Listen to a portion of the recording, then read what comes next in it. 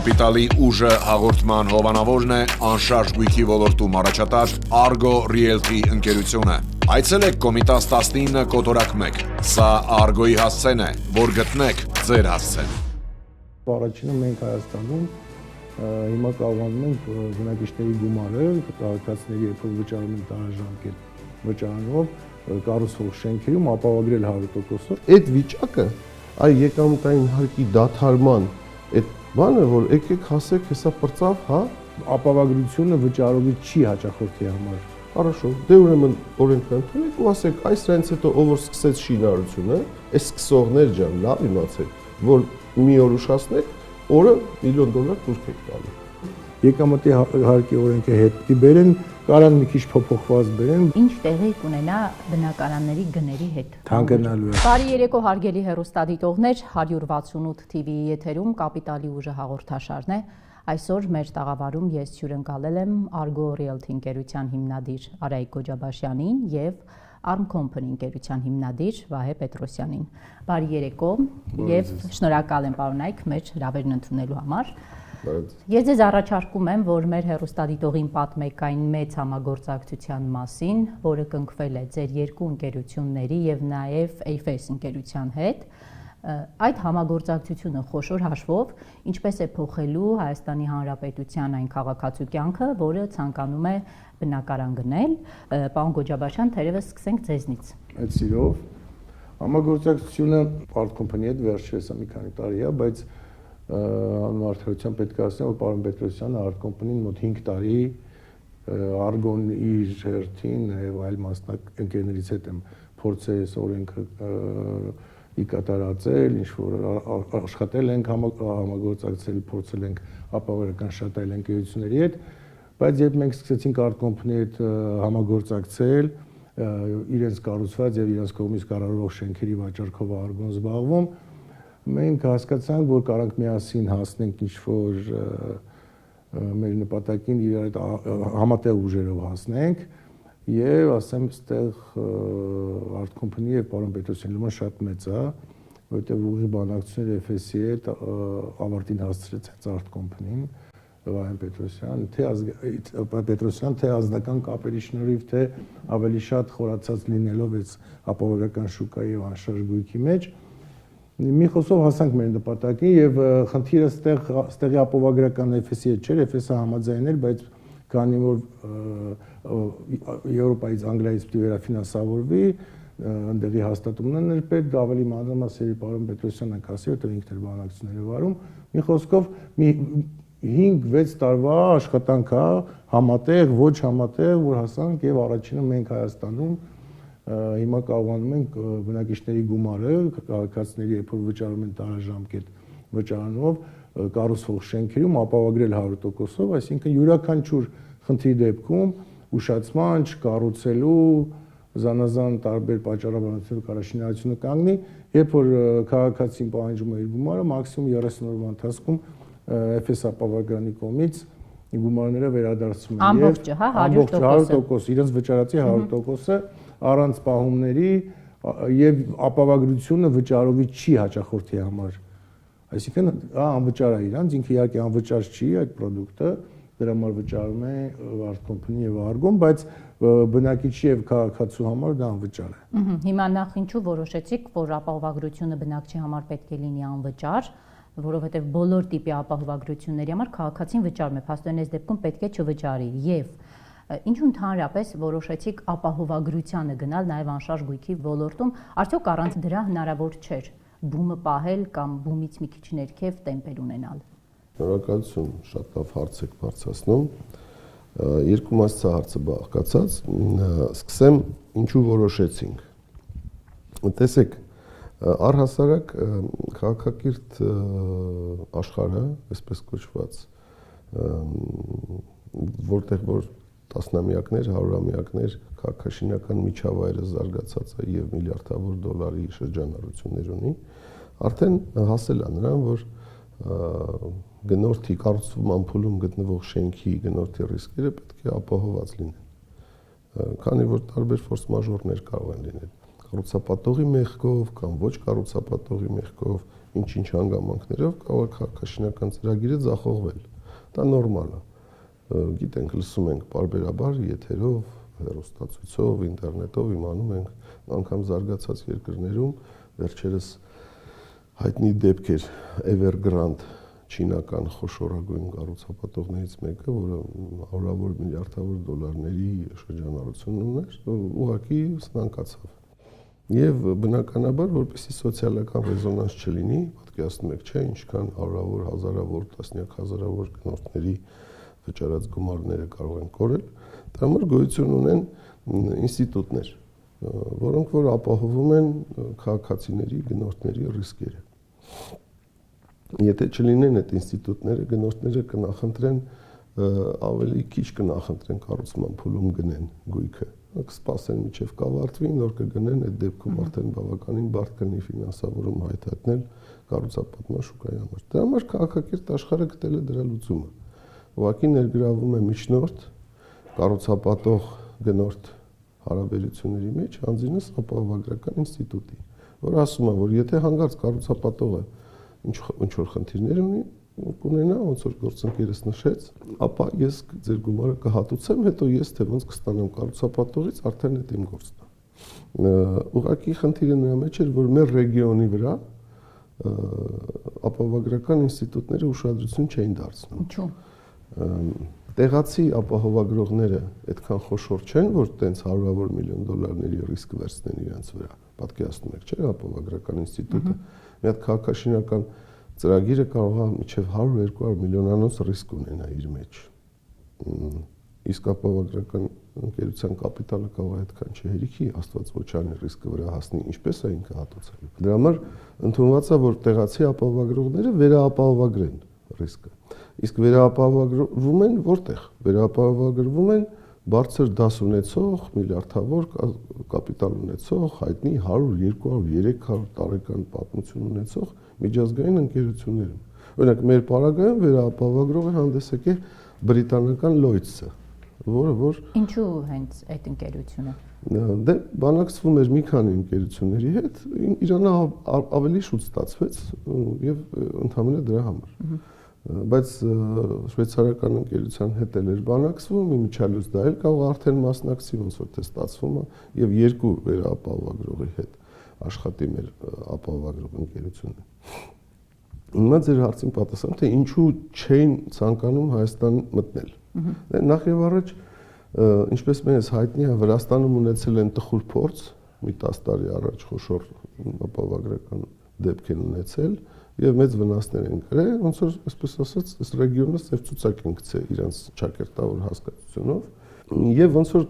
ռիսկային են համարել, քանի որ դեռևս ինստիտուտները այդքան կայացած չեն։ Եվ ընդհանրապես ոնց որ լավ չեն նայել, ոնց որ երրորդ աշխարհի երկիր են իբրև։ Հիմա եկել եք այդ խնդիրը լուծելու փաստորեն այս համագործակցությամբ։ Այո, եւ մենք ընդհանրապես դե մենք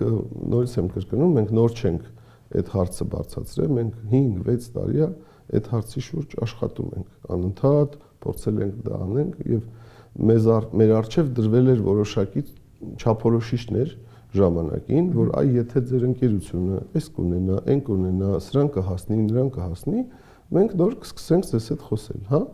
Եվ տարիների ընթացքում սկսած ֆինանսական հաշվետվողականության թափանցելիությունից, օրինակ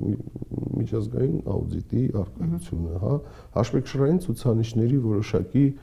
բավարարումից, հա, կառուցված քաղաքաշինական ծրագրերի քանակից, ծավալից, իրացման շրջանառության ցուցանիշներից ելնելով, ձախողված քաղաքաշինությունների կամ ուշացած քաղաքաշինությունների բացակայությունից է դա նաև կախված, հա, նաև գոյություն ունի գնորդի բավարարման ինդեքս, հա, ինչքան մարդ է օրինակ այսքան տարվա մեջ 15 տարի է քաղաքաշինություն ես անում, քանի հոգի է օրինակ հայցով դիմել դատարան, որ ասի ինձ տուր տու, որ ուշացրել ես կամ իմ փողը հետ տու, որտեղ լավ չես սարքել կամ չգիտեմ, այդ մի ուրիշ ցուցանիշ է, որը բարեբախտաբար մեզ մոտ բացակայում է։ Ինչու անվճար ապահովագրություն։ Դա արդեն երկրորդ հարցն է։ Որովհետև մեր ընկալման մեջ ապահովագրությունը ինքը վճար է ենթադրում։ Այո, ես ընդհանրապես ձեր հարցի մի մասին էի պատասխանում։ Հիմա անցնենք արդեն դրան։ Տեսեք, հիմա արդեն մի ուրիշ հարց կա, որ ապահովագրությունը մեր հանրության մեջ մի քիչ քանի որ զուգահեռ անցկացնենք ավտոմեքենաների ապահովագրության հետ, հա, մի քիչ ոնց որ ապայի հետ կարող է զուգահեռ անցկացվել, հա, ոնց որ կարող է ժողովրդի մոտ տպավորություն ստեղծվեր, որ ինչ որ ապայի նման բան է, որ ոնց որ զորով անում են, որ իրան պետք չի եւ այլ, այսինքն նաեւ խնդիր կա մեր մոտ մեր քաղաքացիների բնակիչների իրազեկման։ Մենք հույս չենք ունեցել, որ հենց առաջի օրվանից շուկան կհասկանա, թե դա ինչ գործիք է, հա, եւ եթե լիներ վճարովի, միգուցե քաղաքացիների կողմից դա անտագոնիզմով ընկալվեր, այնպես չհասկացվեր տեղին այս գործիքի, այս product-ի իրական արժեքները, հա, եւ ինչ որտեղ կարող է պատահի անտագոնիզմ առաջացվեր։ Դրա համար առաջի տարիներին, առաջի կիսամյակներին մեր ընկերությունը Argo-ի հետ համատեղ որոշում կայացրեցինք, որ չնայած ինքը քիչ ծախս չի, իրականում մեր բյուջեի շոշափելի ծանրություն է իրենից ներկայացնում, բայց այնուամենայնիվ լինելով պիոներ այս ոլորտում, հա, այս դաշտում, այս գործիքի պոպուլյարիզացման գործում մեր հասարակության մեջ մենք որոշում կայացրեցինք առաջի ժամանակաշրջանում այդ ծախսային բեռը վերցնել մեր վրա, որպեսզի ինքը նաև դառնա պոպուլյար։ Տեսեք, պարոն Գոջաբաշյան, եկամտահարկի օրենքի չեղարկումից հետո եւ կառուցապատողները եւ առհասարակ անշարժ գույքի վաճառքով զբաղվողներն ասում էին, որ բումը նստեց վերջ։ Հիմա այն համագործակցությունը, որը դուք անում եք, բերելու է գոնե նրան, որ բումի տեմպը պահպանվի։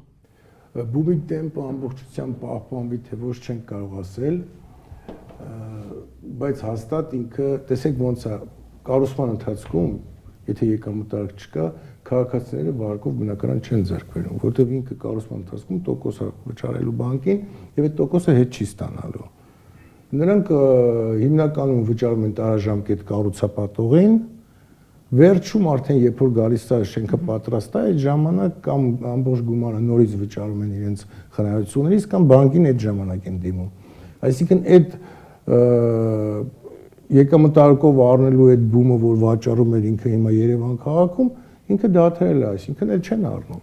Առանց եկամտարկի վարկով շատ քիչ են առնում, շուտ մեկը վարկով բնական, որտեղ տարաժամկետ վճարում են կառուցապատողին։ Հիմա մենք սկզբում մտածեցինք ավելի երկարաժամկետ տալ, այսինքն ոչ թե մինչև շինավարտ վճարեն տարաժամկետ, այլ 6 տարի, 7 տարի, շենքը հանձնելուց հետո 3-4 տարի դեռ իրենք բնական գումարը վճարեն եւ զուգահեռ, եթե այդ գումարներն էլ ինչ վճարում են ապահովագրվում է, մարդիկ ընտրություն կունենան, կգնան այն շենքում, որը ապահովագրություն ունի։ Այսինքն չի մտածի, որ շենքը կառուցվեց, վերջացավ, ինքը կգնա այնտեղ կապրի, բայց էլ ավարտական ակտը չկա։ Դե ավարտական ակտը կապված չի կառուցապատողի շատ դեպքերում, դա կապված է քաղաքային մարմիններից եւ քաղաքշինից։ Ավարտական ակտ, եթե նորմերով կառուցապատողը կառուցել է շենքը, ավարտական ակտը իրավունք չունեն չտան, բայց այդ ձգձգումները հական կառուցապատողներ շեղումներով են սարքում, դեմ չեմ, բայց այդ շեղումների ստանդարտները պետք է նայեն, որտեղ կա ինչ-որ չափանիշ, դա կարող է շինարարության ժամանակ առանց ուզելու լինի այդ շեղումը։ Ավարտականը պետք է քաղաքապետարանը շուտ տա։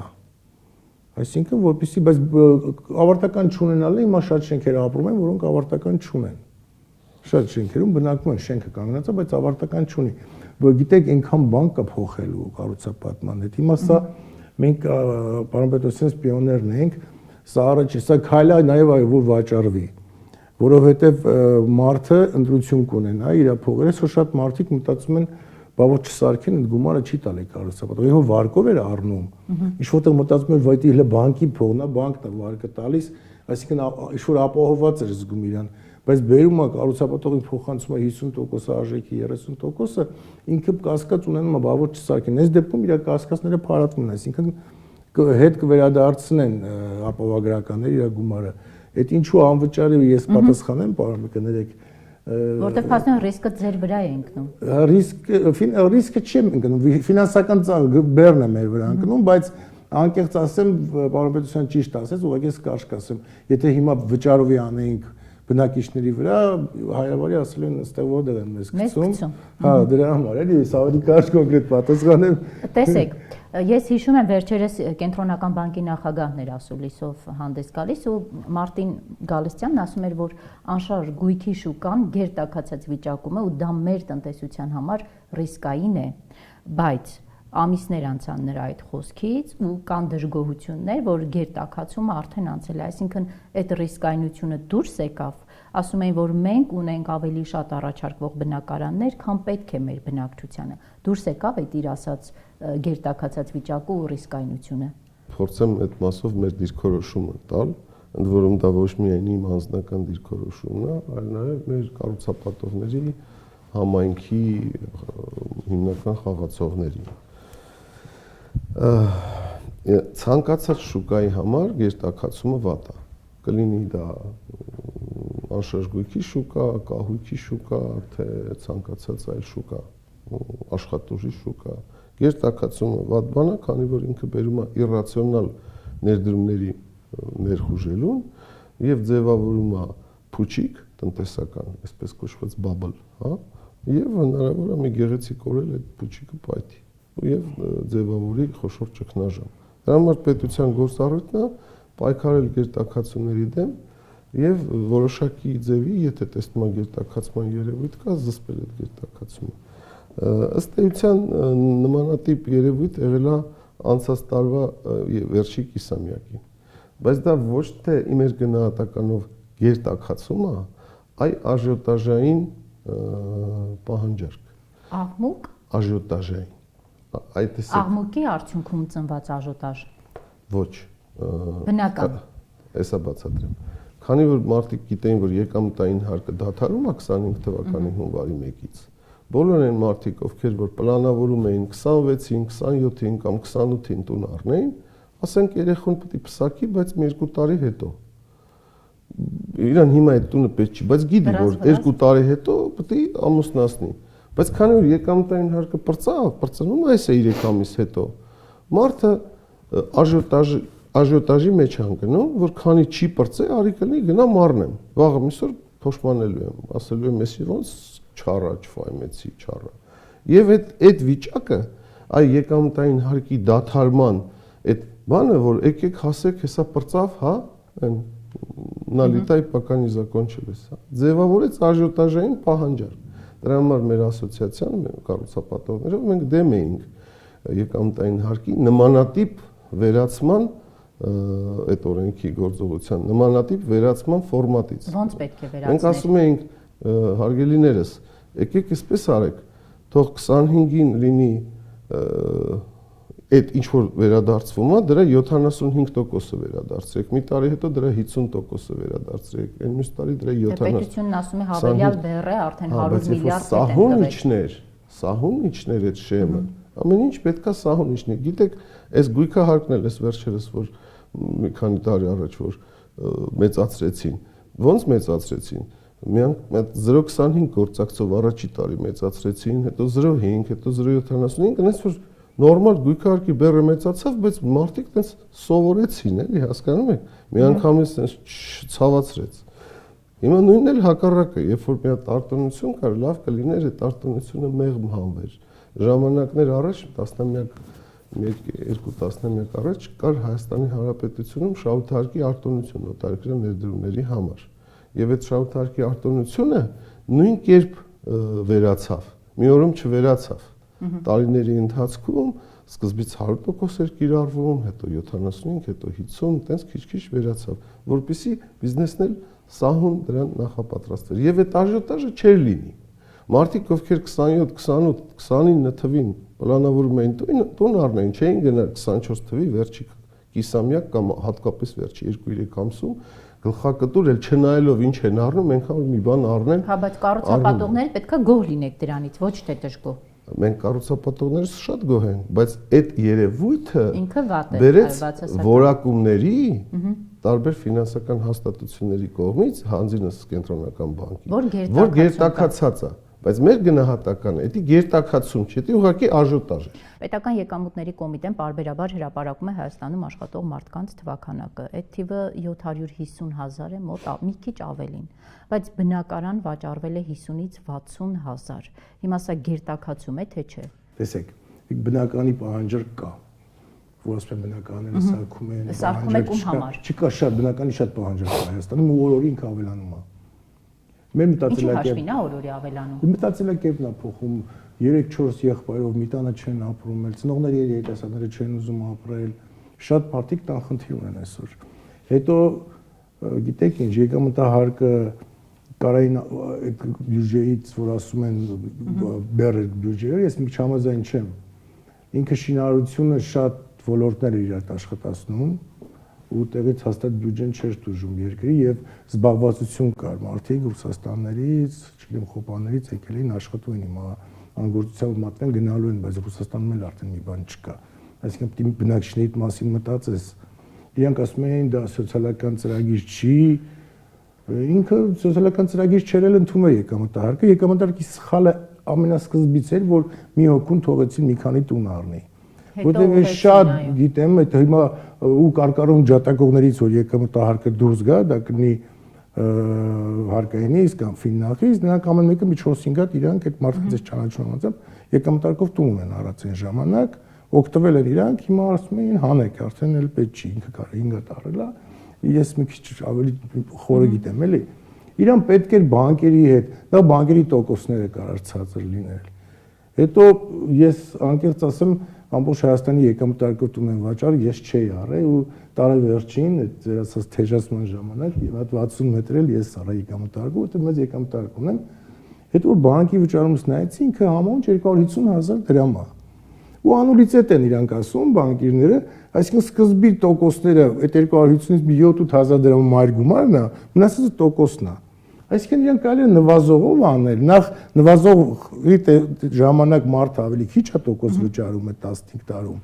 Երկրորդը սկզբից տոկոսը այդքան մեծ չի լինում, այսինքն պետության վրա բեռը իջնում է, տոկոսի գումարն է պետությունը տալի, ահռելի գումարները առաջին 3-4 տարին է, ինքը հետո իջնում է, այդ թիվը այդ 100 միլիարդը, 100 միլիոնը ինքը իջնելու է, հա։ Վարկային տոկոսները էժանացնելու հետ կապված ես այս տաղավարում խոսել եմ Արեդ բանկի ղեկավար Մհեր Անանյանի հետ եւ երբ ես իրեն այդ հարցը տվեցի թե ինչու՞ չեք օրինակ հիպոթեկային շուկային ուղում ավելի ցածր տոկոսներով վարկեր, ինքն ասում էր հարգելի աղավնի, մենք 9%-ով ավանդ ենք վերցնում քաղաքացուց եւ գոնե պետք է 13%-ով դա կարողանանք որպես վարկ տալ քաղաքացուն։ 9%-ից ցածր որևէ բանկ չի կարող օրինակ հիպոթեկային շուկային վարկավորի։ Առհասարակ սա ամբողջ խնդիրը գալիս է պետության կողմից ներգրավվող փողից։ Եթե պետությունը անձինս կառավարության պարտքով փող վերցնում 9-10%-ով, մասնավորապես մեր պետական կարճաժամկետ պարտատոմսերի դրույքաչափը դա է։ Պետությունից լավ պարտք վերցնող ցանկացած մեկը ոնց որ դա նվազագույն նշաձողն է, որից պակաս փողը չի կարող աշխատի։ Այստեղ արդեն կենտրոնական բանկի քաղաքականության մեջ է։ Այ որ մենք տեսնում ենք Ամերիկայում իրենց նախագահը իրենց կենտրոնական բանկի նախագահի հետ առողջություն կռիվ անում է, Twitter-ով անդադ ջղայնանում է, վրան ասում է 0.25%-ով իջացրու, 4-ը դարձրու 3.75, թե չէ գործից կհանեմ, այն էլ ասում է չեմ կարող, այն էլ ասում է չանես կհանեմ, այդ առողջություն այդ կռիվը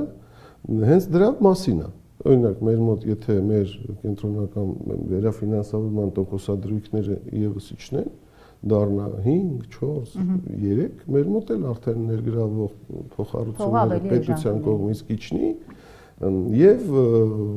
վարկերը կդառնա 6%, 7% դրամային։ Այդ իհարկե երազանքների շարքից է դրա իջացնելու համար կենտրոնական բանկը նաեւ այլ խնդիրներ ունի, ինքը կարող է տնտեսություն զսպի դրանով կամ ինֆլյացիայի բերի, որը որ դրամը արդեն կուրսը փախնի եւ այլ, այսինքն այդտեղ բազմաթիվ գործոններ կան, որ մենք չենք կարող այդ մարդկանց գործառույթներին գնահատական տանք, բայց այնուամենայնիվ գնահատականը հետեւյալն է։ Քանի որ պետությունը 9-10%-ով փող է վերցնում պարտքով, ուրեմն մեր երկրում դրանից էժան դրամային վարկեր չեն կարող լինել ազատ շուկայում։ Այստեղ արդեն երկրորդ հարցն է գալիս։ Եթե չեն կարող, ուրեմն պետքա պետությունը աշխատանք անի։ Սուբսիդավորի օրինակի համար վարկերից որոշակի տոկոսներ։ Այ մենք գիտենք, որ գոյություն ունի ազգային հիպոթեկային հիմնադրամ, որը 7%-ով երիտասարդ ընտանիքներին հիպոթեկա տալիս բավականին երկար ժամանակ, հա։ Ինչպես է դա իրականացվում, որոշակի արտոնություններ ունի այդ հիմնադրամը, ինչ որ սուբսիդիաներից է օգտվում, բանկային կովենանտներն են իր ավելի մեղմ կարողանում ավելի էժան միջոցներ ներգրավել տարբեր աղբյուրներից, այդ թվում եւ կենսաթոշակային մի որոշակի սուբսիդիաներ ստանում, դրա հաշվին կարող է այդ օգտակոսի էժանացնել։ Ուղղակի սուբսիդիաներ կարող են լինել։ Ինչպես է պետությունը օրինակ այսօր մեր սուբսիդավորում է ինտենսիվ այգիների կառուցապատման վարկային տոկոսները կամ ջերմոցները։ Ինչու՞ չի արել կամ միջև արևային հիմա։ կայանների։ Որովհետև տեսեք, մենք խոսում ենք տնտեսական աճի մասին, արդեն քանի տարի է Հայաստանի տնտեսական աճը ապահովող ճյուղերից մեկը շինարարությունն է, 21% էր այս վերջին տվյալներով, վերջին եռամսյակի տվյալներով։ Այսինքն պետությունը ինքը տեսնում է, որ շինարարությունը իր տնտեսության հիմքերից մեկն է։ Այդ դեպքում ինչու ձեզ չեն օգնում, ինչու եք դուք կառուցապատողները ձեր խնդիրներով մնացել։ Մենք չենք կարող գնահատական տալ, թե պետությունը ինչու սա անում է, ինչու չի անում, բայց այնուամենայնիվ վերլուծությունները թույլ են տալիս մենք եզրակացնենք, որ մինչև 25 թվականի հունվարի 1-ը հանձինս եկամտային հարկի վերադարձի լավ էլ անում էր։ Եկամտային հարկի վերադարձը ինքը ըստ էության անուղղակի պահանջարկի խթանում է մեզ համար, որը որ մեզ սուբսիդիա պետք չէ, թե եկամտային հարկի խթանումը կա, վերադարձը կա, դա դրանից լավ սուբսիդիա չի կարող լինել կառուցապատողի համար։ Քանի որ աժիոտաժային պահանջարկ կար, եկամտային հարկի դադարումը կտրուկ արվեց, ոչ թե աստիճանաբար։ Մարդիկ բան գործ թողած թափեցին տուն առնելու, տպավորություն ստեղծվեց շուկայի գերտաքացման։ Հա։ Եվ ոնց որ պետությունը ասեց, հələ մի րոպե միացել սպասի հասկանամ ինչա կատարվում, տենամ ինչա ոնց է, եւ դադար տվեց այդ ամեն ինչին, որ գնահատական տա, բայց մենք տեղյակ ենք, որ աշխատում են համապատասխան կառույցները իշխանություններում, հա, եւ մենք էլ ենք այդ հարցերը անդադ բարձրացնում, որ փոխարինող գործիքներ է պետք։ Կապիտալի ուժը հաղորդման հովանավորն է անշարժ գույքի ոլորտում առաջատար Argo Realty ընկերությունը։ Այցելեք Կոմիտաս 19 կոտորակ 1։ Սա Argo-ի հասցեն է, որ գտնեք ձեր հասցեն։ Փոխարինող գործիքների հետ կապված պարոն Գոջաբաշյանը խոսեց կൂട്ടակային ֆոնդերում առկա գումարների մասին, այո, հսկայական ֆոնդերում գումարներ կան։ Մի անգամ դարձյալ էկոնոմիկայի նախարարության մասնագետներից մեկի հետ էի զրուցում, հիշում եք ազգային ժողովը օրենք ընդունեց, որ այդ ֆոնդերում առկա գումարները կարողանանք մենք ներդնենք միջազգային այս կամ այն կազմակերպությունում, ներդրումներ անենք։ Ու հարցիս, ինչու այդ դեպքում թույլ տվեցիք, որ միջազգային ցուցակված կազմակերպությունների հետ այդ գումարներով աշխատեն, բայց տեղի կառուցապատողի հետ չաշխատեն, ասաց, որովհետև տեղի կառուցապատողը չգիտենք ինքը ռիսկային է, ռիսկային չէ, գնա սննկացման, չի գնա, այսինքն մենք վախենում ենք այդ գումարը տալ տեղական կառուցապատողին, բայց միջազգային բորսայում ցուցակված ընկերությանը կտանք։ Եթե կառուցապատողների այդ խնդիրը դուրս գա, որ իրենք այսօր կան, վաղը չկան, վաղը կարող են սնանկ ճանաչվել, այդ խնդիրը դուրս են գալիս, օրինակ ֆիլտրվում է 10 խոշոր կառուցապատող, այդ դեպքում հնարավոր է այդ ֆոնդերի գումարները ուղղել եւ գնալ էժան տոկոսների։ Ինչու՞ չէ։ Շատ հնարավոր է։ Իմիջիայլոց կենսաթոշակայինները վերջի ամիսներին շատ ակտիվ մտնում են Հայաստանի ներքին կորպորատիվ արժեթղթերի շուկա։ Մասնավորապես գրեթե ամեն շաբաթ մենք տեսնում ենք, որ պարտատոմսեր են տեղաբաշխվում։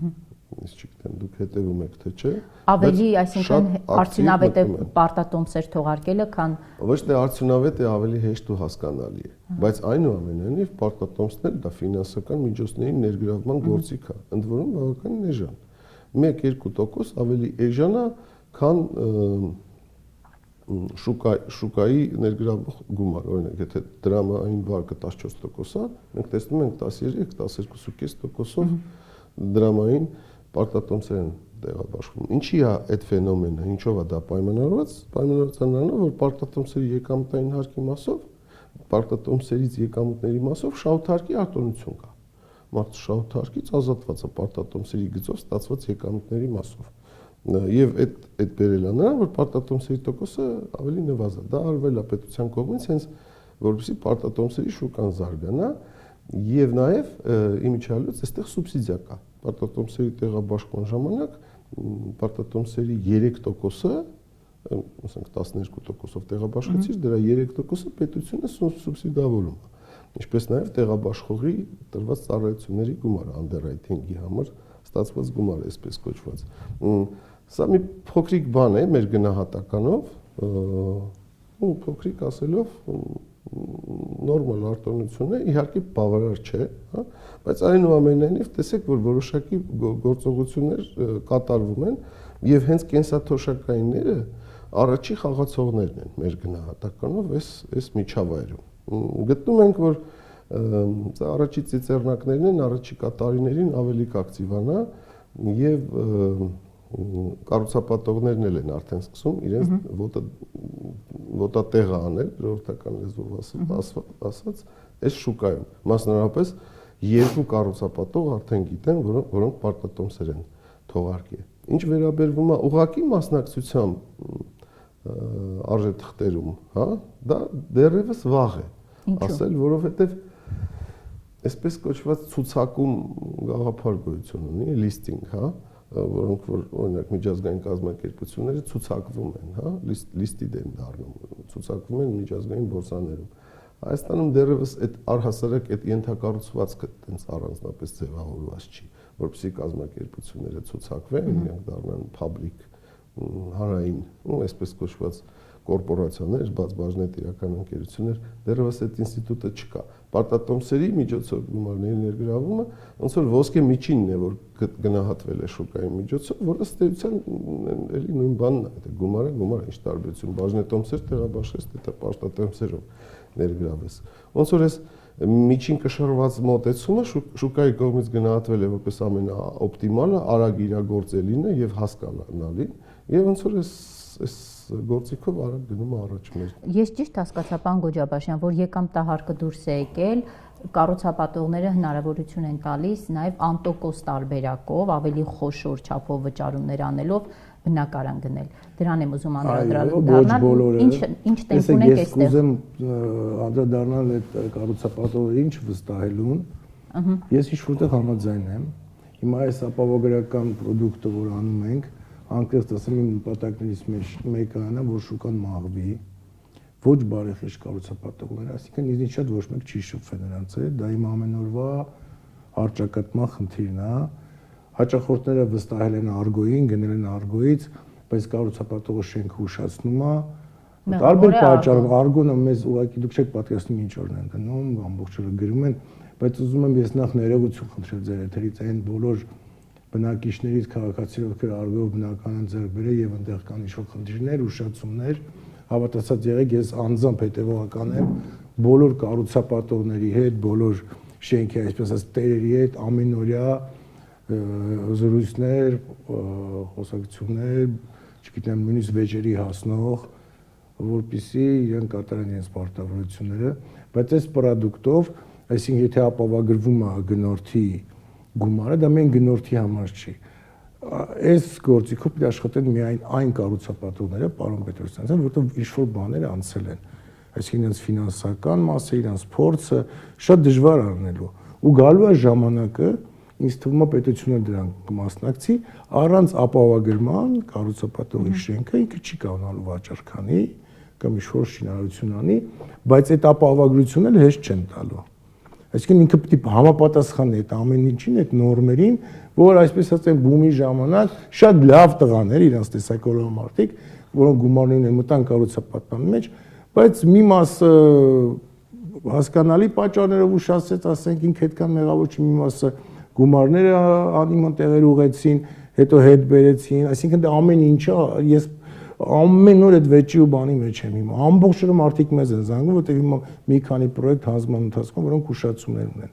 Տեսեք, ես Հալաբյանում ինքս կառուցապատեցի, մոտ 6 ամիս ծավել էր, մենք ուշացրեցինք, բայց մեր շենքը սկսել էինք պատերազմի ժամանակ, կորոնայի ժամանակ։ Ես հանդիպեցի ժողովրդին, ասեցի, ներողություն խնդրեցի, թույլ տվեցինք ժամանակից շուտ վերանորոգում սկսել, որպեսզի կոմպենսացնենք այդ ժամանակը։ Այսինքն մարդկանց հետ պետք է բանակցես, մարդ իրեն շոյված ազգում, ոչ թե հեռախոսով վերցնել, ասել Argo-ից եք արել, գնացեք Argo։ Ես հիմա եթերով եմ ասում, որտեղ շատ վրդովված եմ մի քանի կառուցապատողի հետ, պետք չի ժողովրդի մարդիկ տուն են առել, մարդիկ այդ տան խնդիր ունեն, վարձով են ապրում հազարարց։ Ես բոլորից ներողություն եմ խնդրում, ու այս ապահովագրությունը արվում է հենց այդ կառուցապատողների համար, որոնք նախ չեն մասնակցի, Եվ եթե խնդիրը լինի նույնիսկ այն որ մասնակցել ձեր գումարները միանգամից հետ կստանաք ու ինչու ենք մենք ինքը հետագայում դա լինելու ոնց որ մի ժամանակ բանկերը վարկը ապահովագրում էին չէ տունը ապահովում են բնակիչներ վճարում կարող է մի օր գա որ իրանք վճարեն պարտադիր լինի բայց այս этаպում սկզբնական ընթացքում այդ վճարումները մենք կանենք որպեսզի գան մարդիկ ձեռք բերեն բնակարաններ ինչ վերաբերում է եկամտահարկին ես միշտ ասել եմ եկամտի հարկի օրենքը հետ պիտի բերեն, կարան մի քիչ փոփոխված բերեն, բայց շատ կուզենամ, որ գոնե վթարային շենքերի Երևանից դա միշտ ասում եմ, որտեվ ես գիտեմ ինչ վիճակին այդ վթարային շենքերը, այդ վթարային շենքերը պիտի քանդվեն։ Դա ազգային անվտանգության խնդիր է։ Մենք սիրում ենք այդ փորձանգա հետ ասենք վայ էս ինչ եղավ այն օրը դաշնամուրի գործանը փլուզվեց այսինքն վթարային շենքերի համար եկամտահարկը գործի ինչ որ արտոնություններ տան կառուցապատողին որ կառուցապատողը գա այդ շենքը քանդի այդ մարդկանց տեղը տուն տան այդտեղ 5 հարգանի 4 հարգանի շենքի տեղը սարքի 18-20 հարգ որտեղ ինքը բիզնեսմեն է դի եկամուտ էլ ունենա եւ որպեսի մյուս բնակարանները վաճառվեն այսինքն 4 հարգը տվեց մնացածը պիտի վաճառի ինչ որ արտոնություններ տան, որ վաճառվում այդ մարդը երկրորդ շենքը վթարային առնում, երրորդ շենքը քաղաքը մաքրենք։ Ահա որ կատաստրոֆիկ վիճակ է մեր Երևանը։ Անտոկոս վարկերի հետ կապված մեծ մասնաբաժիններով մարում են եւ անտոկոս դա տեսեք ոնց է, տարաժամկետ վճարում ենք տալիս, հիմա ամեն կառուցապատող չի կարող իրան թույլ տալ, որտեղ իր ֆինանսական մոդելը ուրիշ ձև է գծված եղել գլխից, բայց այն ուժեղ կառուցապատողները կարողանում են, ովքեր հարուստ են, ովքեր ճիշտ են հաշվարկել, 7 տարով, 6 տարով հիմա Գյուրջան կասկադը, որոնք Art Company-ն անում, Firdus, այսինքն այնտեղ ժամանակը շատ ենք տալիս ու ավելի կշատացնենք նոր պրոյեկտներ, ես հուսով եմ ավելի մինչև 10 տարի, բայց չի կարա 10 տարին արդեն հետաքրքիր չի լինում կառուցապատողին։ Մեկ-երկուսը կանեն, ովքեր որ հզոր են, այսինքն դի բանկը մասնակցի, պետությունը մասնակցի, չգիտեմ NDS-ի տեսքով կլինի, ասենք NDS-ի շահութարկի քչացման, եկամտարկի դեպի պետությունը մտածի, ֆինանսների եւ էկոնոմիկայի նախարարությունը պետք է մտածեն, որ այս շուկան ակտիվացնեն, որովհետեւ շինարարությունը իր հետ զարգացնում ամբողջ տնտեսությունը։ Հիմա չեք հավատա, ասենք ռեստորաններն էլ են օգտվում։ Եթե աշխատող վարպետը լավ գումար է ստանում գործ ունի, ինքը իր ընտանիքի դիմում ռեստորան է գնում, սուպերմարկետ է գնում, այսինքն գումար է շրջանառվում։ Պարոն Գոջաբաշյան, ուզում եմ հետեւյալ խնդրին նաև անդրադառնալ, հետեւյալ թեզին, որ Հայաստանում էլ շենք կառուցելու տեղ չկա, դրա համար մեր խոշոր կառուցապատողները գնում են դուրս եւ դրա ապացույցն է այն, որ այդքան կառուցապատում է իրականացվում Դուբայում մեր հայ կառուցապատողների կողմից։ Հայաստանում կառուցել շատ տեղ կա։ Դուք ասում եք հաղորդման սկզբում մարզերում։ Տեսեք մարզերում ինձ թվում է կհաստատի պարոն Պետրոսյանը, ախր մարզերում շենք սարքելը նախ պիտի վաճառվի։ Հիմա այս աշտարակում սարքում եմ շենք ու այնտեղ եկամտահարկը գործում, հա, բայց այնքան քիչ տոկոս են վարկով առնում, որովհետև իրենց եկամուտը չի երևում թղթի վրա։ Այսինքն ինքը փոքր կա, որ եկամտահարկը մարզերում մնա, այնտեղ առնում են, բայց ինքը իր միրգն է վաճառում, ես չգիտեմ, իր տնտեսությունն ունի փոքր իր մարզում, իր քաղաքում, որը ոչ մի թուղթ չունի։ Այսինքն չաշխատող է եկամտահարկը մարզերում։ Աշխատող է, հետո նայեք, ենթակառուցվածքներ են պետք, մարզերում տես չի որ կոյուղի կա, ճանապարհ կա, գազ կա, էլեկտրականություն կա, համապատասխան այդ շենքերի, հետո այն մարզերում ովքեր որ լավ եկամուտ ունեն նրանք Երևանում են աշխատում։ Նա իր մարզում չի ուզում էլ ապրի, ասենք Վանաձորում չի ուզում, ինքը եկել է Երևան օրինակի համար, այստեղ լավ աշխատավարձով տուն ունի, տունավարձի ապրում է, լավ եկամուտ է ստանում։ Ինքը գնա Վանաձոր, այս գործը կորստելու է, Վանաձորում ինքը այդպես եկամուտ չի ունենալու, որ տուն առնի։ Այսինքն պետք է համահունչ զարգացնենք մարզերը, միայն քիշեն սարքելով չի։ Հատարանք մարզ սարքեցինք, հետո մի հատ երկու հատ կարան վաճառվի, այն էլ առնելու են այն բնակիչները, ովքեր որ դրսի հետ կապ ունեն, գումարներ են ստանում տրանսֆեր Ռուսաստանից, Ամերիկայից, չգիտեմ, դրանք հնարավոր է, բայց դա հիմնովի պետք է արվի մարզերում աշխատատեղեր լինի, ասենք որոշ պետական կառույցներ տանենք մարզեր, որ համասաններն են ուզում տանի, որ հաշ պետք է սկսեն փոքր Հայաստանը։ Կարելի է շատ շուտ, ասենք ճանապարհային քարտեզ գծել, որտեղ ինչ անել, հետո քաղաքի այս պրոբկաները թեթևանան Երևանի, մի քիչ պետք է դուրս գնանք գնանք Դուբայ։ Գնանք Դուբայ։ Առաջի շենքի ժամանակ մենք բյուրոկրատական եւ ասենք չհասկանալով չիմանալով որոնքները որոշ բաներ եղավ, բայց այստեղի նման չի, իհարկե տոնը եկամուտները մի քիչ մեծ է ավելի։ Ինչով եք դուք պայմանավորում կառուցապատողների հոսքը դեպի անշարժ գույքի շուկայով, այսպես Դուբայ։ Այդպես շատ են խնդիրներ սարքում։ Ինչքան բան են փոխում, ու խաղի ընթացքում են փոխում։ Այսինքն եթե դուք մեկ շենքը կառուցում եք 3-ից 5 տարվա ընթացքում, ինչ ասես փոխում են։ Նկատի ունեք հարկերի ավելացումը, պարոն Պետրոսյան, ի՞նչն են փոխում, հարկեր, գույքը, հարկեր։ Գազի, լույսի, այսինքն պատերազմը։ Տեսեք, ցանկացած առհասարակ դա չի վերաբերում կառուցապատմանը։ Խաղի կանոններին է վերաբերվում։ Հիմա տեսեք, եթե ֆուտբոլային խաղ է, մեկ էլ հանկարծ երկրորդ խաղակեսի սկզբից որոշվի, որ ձեռքով խաղալ կարելի է, այդ խաղը կնայվի կամ ենթադրենք միայն կարելի է գնդակին խփել ձախ ոտքով։ Չի նայվի, չէ՞, խաղը կդառնա բան, ծեծկրտուկ կամ չի նայվի, առհասարակ բանի պետք չի լինի։ Շատ կարևոր է խաղի սկզբից մարդը իմանա, թե ոնց է այդ խաղը խաղալու։ Քաղաքաշինական ծրագիր իրենց ներկայացնում է 3-ից 4 տարվա շինարարության եւ վաճառքի գումարների ներգրավման բաշխման գործընթաց։ Իր կուլմինացիան էլ ավարտական ակտն է եւ գույքերը տալն է եւ հարկերը վճարելն է։ Այդ ընթացքում 3-4 տարվա ընթացքում հազար մի բան կարա փոխվի։ Հարկային, ֆիսկալ բնույթ կրող, նորմատիվային բնույթ կրող, ընթացակարգային, հա։ Եվ երբ որ խաղի կեսից փոխվում է, մեր օրենսդիրը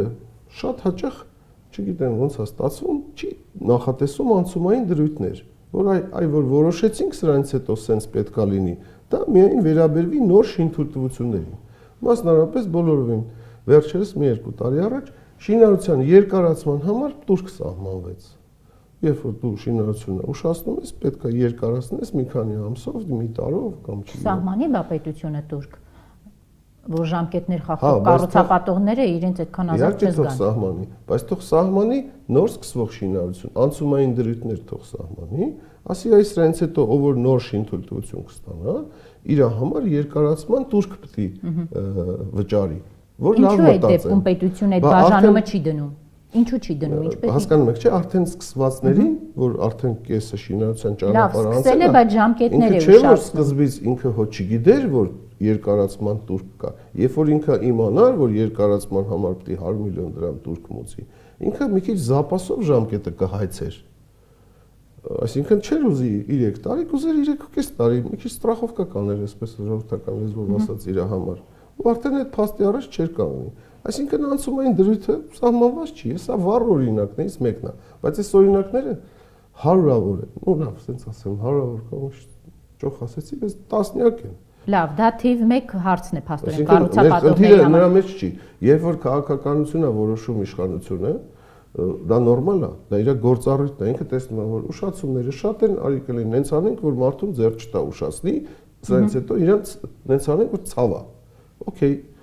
хорошо, դե ուրեմն օրենքը ընդունեք ու ասեք, այս սրանից հետո ով որ սկսեց շինարարությունը, այս սկսողներ ջան, լավ իմացեք, որ մի օր ուշացնեք, օրը $1 միլիոն տուրք եք տալու։ Եվ արդեն սկսողը 10 անգամ կմտածի, արժի вообще սկսեմ, թե չէ,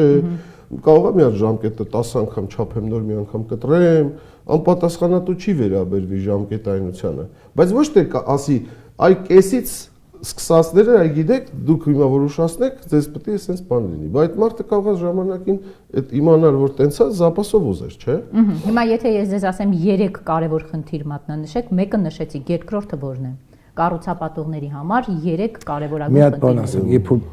պահանջում ես դիմացինից ինչ-որ մի բան որ անի, եթե չանես կտուկ անեմ, դու նախ ինքդ պետք է ժամանակին անես քո։ Այսինքն նույն քաղաքապետարանը մի հատ թող սկզբում իր մոտ կարգի բերի ժամկետները շինթույլտվությունների, ԱՊԶ-ների,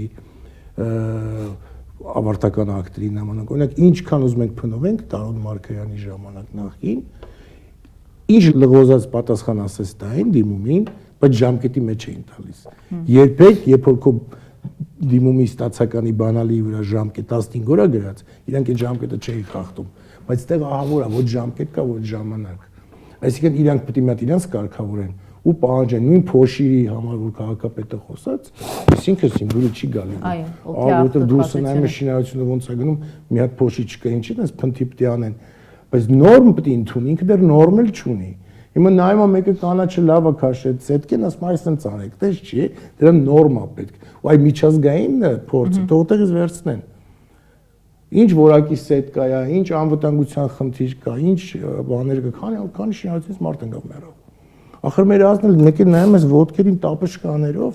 գործ անում, աբլիցով կա անում, ես զարմանում եմ։ Կառուցապատողների խնդիրը Պետք է անեն չես հասա, խնդիրն է շինարարի խնդիրն է։ Կառուցապատողը պատվիրել է շինարարությունը ինքը իր աշխատողին չի հասցնի։ Չի հասցնի, ուղղակի փնթիություն կա, պետք է մաքրվի, օրինակ ֆիրմաներ կա, քեֆդ գալիս է մտնում ես։ Մենք ասենք գովում է պարոն Պետրոսյան, այդ Ֆիրդուսի շենքը որտեղ որ կա, ես ինքս դե բնակարան եմ գնել, ես զարմացա այդ արագության, այդ ակուրատնության վրա, որ այդքան ես տեսել եմ շինարարություն։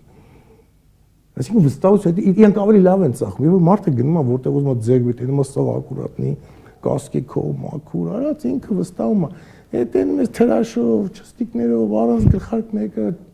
ես պետական մտածողությունն է։ Ահա, երկրորդ խնդիրը պետությունը մի հատ թողի կարգավորի։ Կարգավոր իր մոտ ինքը թող այդ աշխատողը որ ուշացնում է ապեզեն, այդ պատասխանատուին ցուգանք դնի, պրեմիալնից կտրեն, որ ինքը միջալուց իր գործի հետո պահանջեն, այո պիտի տուգանեն, ուշացման համար պիտի տուգանեն, ես ասացի կիսատ մած, իմ ժողովուրդ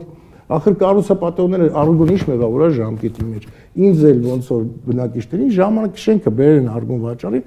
ասում պրոբլեմ չկա, մորը սարը 2 տարում կսարքեմ։ Ես ասում եմ ինչ կա, ասում չես սարքի։ Ես ասում 3 տարի ասեք։ Ինքը ընթացքում էլի ուշացնում է, ես չեմ կարա փեդը ձեռս կառուցապատողին ասեմ շուտ սարքի։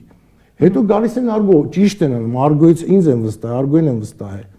Ես նրանց հետ, այսինքն բայց մեզ շատ խիստ թող չդատեն։ Իրոք ժամկետների հարցում արգոն չի անում շինարարությունը։ Արգոն ոչ իրենց ֆինանսական մոդելին է նայում այդ փողերի վրա, ես դոստուկ չունեմ։ Ես վաճառեցի գնման իրավունքը,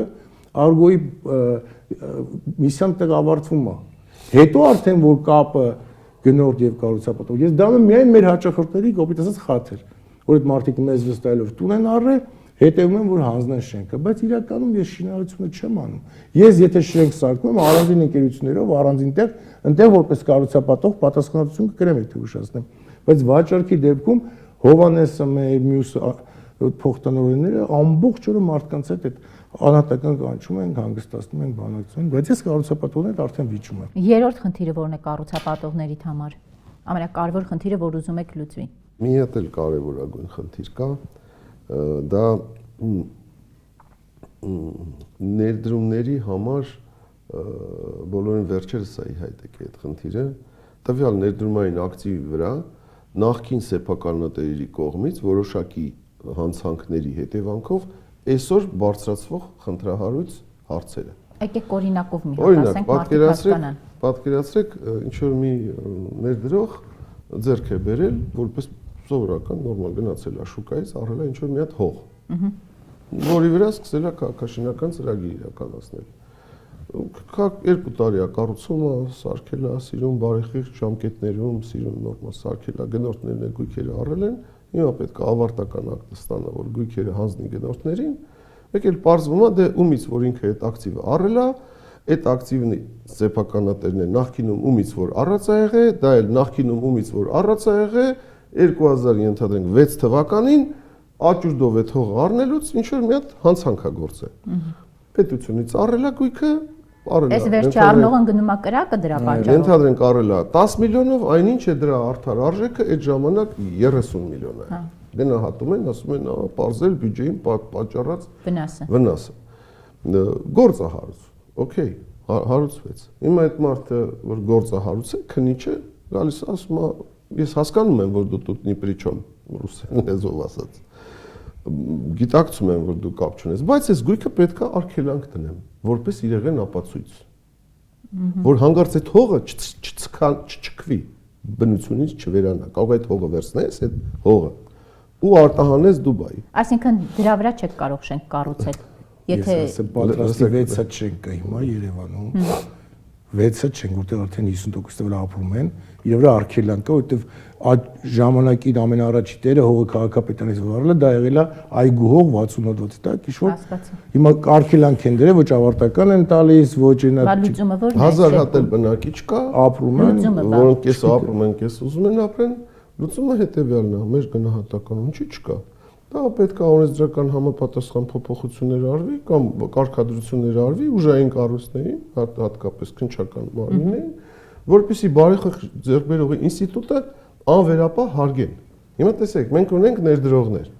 գործընկերներ, որոնք ենթադրենք արաբական աշխարհից, Իսրայելից, կլինի Կանադայից, Ամերիկայից, Եվրոմիությունից, Չինաստանից, Ճապոնիայից,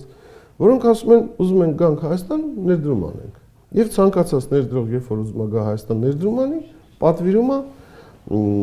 հետազոտություն երկրի միջավայրի վերաբերյալ։ Դրան ասում են country due diligence։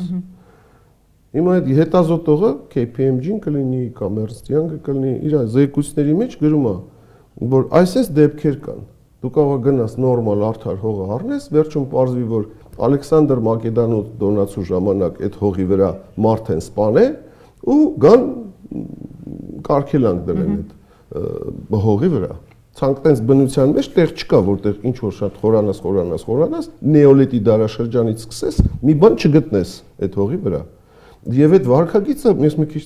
կատակի եմ տալիս, բայց ճիշտ է, բայց մենք գիտակցենք, որ այդ խնդիրը բարեխիղճ ձեռքբերողի ինստիտուտ կա, դա մենակ մեր երկրում չի։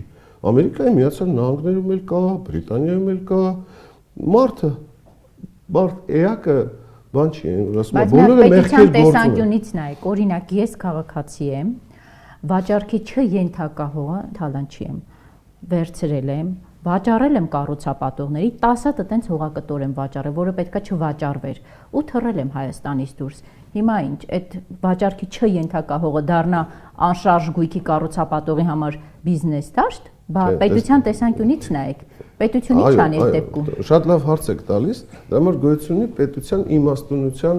գաղափարը։ Ինքը պետքա նժարի վրա վերցնի հանրային շահը, միշտ հանրային շահը ավելի մեծ է, չէ՞։ Հիմա այստեղ մենք ունենք ինչ 1000 հատ գնորդ, որոնք որ տուն են առել, նորմալ կառուցապատող, որը բարեխիղճ է, առնվազն այս էպիզոդով, հա, բարեխիղճ է, հարկերը սիրուն, նորմալ շնորհքով բանկ, վարկ,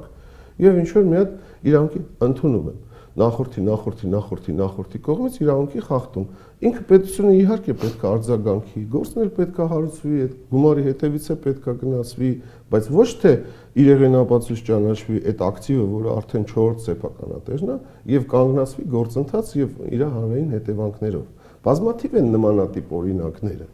Շատ կան օրինակներ, երբ որ պետությունը պետք է իմաստուն լինի եւ բարեխիղճ ձեռքբերողի ինստիտուտը հենց դրա մասին է, երբ որ 1, 2, 3 հատ sense դեպք կա լինում հանրային հնչողություն ունեցող, միջազգային ներդրողները առհասարակ մոռանում են։ Այ որ ասում ենք, ապահովագրողին հազիվ համոզեցինք եկավ Հայաստան։ Ինքը մեր ռեգիոնը առհասարակ սև ցուցակում էր, որովհետեւ նմանատիպ երևույթներ են բերում նրան, որ իրանք արդեն ապահովագրողը ապահովագրեց։ 200 միլիոն դոլարի վրա ռիսկ վերցրեց։ Բավարարական չի ընկնի, որ sense բան կա, կարող է պատահի պարզվի, որ 64 թվին այդ հողը ինչ որ հանցանք ա եղել, արգելանք դրեն, կառուցապատողը չկարանա ապարվի, ապահովագրական դեպքը վրա հասնի, եւ բնականաբար այդ մարդը կվախենա։ Այսինքն sense են անում, որ ժողովրդական լեզվով ասած sense են անում, որ sense ա։ Եվ վերջում բնակարանների գներից քաղաքացիներին ամենաշատը հուզող հարցն է, ինչ տեղի կունենա բնակարանների գների հետ։ Թանկանալու է, երբ բնակարանի գները թանկանում են, ուրեմն կյանքը լավանում է։ Երբ որ սկսում են գնել, ուրեմն բան ինչի աշխատում իշում է։ Քիչ մարդ է գնում, որ թանկանում է ախր։ Հա, գնում են։ Պահանջարկն է, գիտեք թե լավ։ Այսօր անշարժ գինի գիտեք ինչքան իրան փող են տալի։ Եթե իրան վճարում են, գնում ինքը վճարվում է։ Հա, մի քիչ ավտոմատ խելացի կառուցապատողները հասկանալով կամ այդպես որ ասում են սա պայթելու է, վայ փորձագետների են կանչում, ես իմ որտեղից են գտնում դրանց, չգիտեմ ինչ անշարժ գույքետ ինչ կապ ունեն կամ եթե կապ ունեն, տենց էլ կապ չունեցան 20 տարի ասած աշխատում են, ասեմ ձեզ բում պայթում չի լինելու տենց որ պայթի, գալու է վաճառվող գին, հա, մարդիկ հասկանում են, բայց եթե դու 7-8 տարի ես տալի, որ ինքը փակվի, չես կարող շատ էժանել տասել, պետք է մի քիչ կինը, այսինքն պետք է ֆինանսիստները ճիշտ բալանսի բերեն, ամեն ինչ որ աշխատի։ Հիմա կառուցապատողին ձեռ չի տալի թանկ դնի չվաճառվի, ինքը հասկանում է, երբ է վաճառվում կամաց ցավը չլինի։ Թող եկամուտները շատանա, թանկ առնեն։ Դուբայում ավելի թանկ է, բայց առնում են, չէ՞ որ կյանքն է լավ։ Երբ որ կյանքը լավ է, բոլորը լավ գումար ստանան, շատ թանկ թողնին դուք էլ առեք։ Շնորհակալ եմ պարոն Նայք հետաքրքիր եւ ինֆորմատիվ հարցազրույցի համար։ Հարգելի հեռուստադիտողներ, հիշեցնեմ այսօրվա իմ հյուրերը Argo Realty ընկերության հիմնադիր Արայիկ Կոջաբաշյանն էր եւ Art Company ընկերության հիմնադիր Վահե Պետրոսյանը։ Կհանդիպենք հաջորդ շաբաթ։ Կապիտալի ուժը հաղորդման հովանավորն է անշարժ գույքի ոլորտում առաջատար Argo Realty ընկերությունը։ Այցելեք Կոմիտաս 19 կոտորակ 1։ Սա Արգոյի հասցեն է, որ գտնեք ձեր հասցեն։